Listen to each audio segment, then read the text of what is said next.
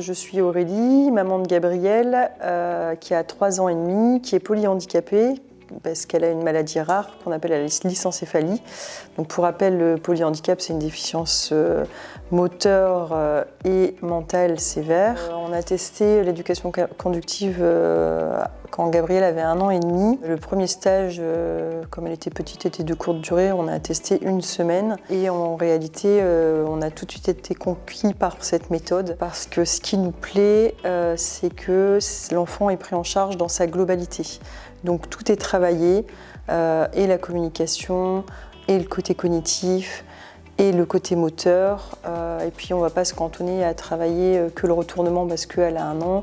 En fait, tout est possible et c'est dans une dynamique positive, en encourageant l'enfant, et l'enfant prend plaisir. Et donc voilà, on a été conquis par cette méthode.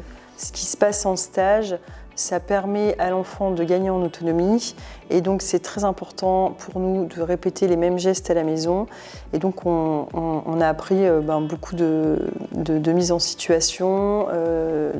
On a découvert que Gabrielle aussi était capable de faire des choses qu'on n'aurait pas imaginées. Alors déjà on repart avec des objectifs et toute une série d'exercices qu'on reproduit à la maison. Il y a une chose bête, mais avant de commencer l'éducation collective, Gabrielle étant polyhandicapée, jamais j'aurais imaginé faire l'apprentissage de la propreté. Mais en fait, chaque mouvement qui sont utilisés dans l'éducation conductive a un but. Et ce qu'il y a de génial, c'est que Gabrielle, vous voyez, ce matin, elle est dans un groupe d'enfants avec des enfants qui sont un peu moins handicapés, et bien malgré tout, l'éducation conductive, on peut l'adapter au niveau de l'enfant. Donc l'objectif de Gabrielle ne va pas forcément être le même que l'objectif des 2 autres enfants qui sont présents cette semaine.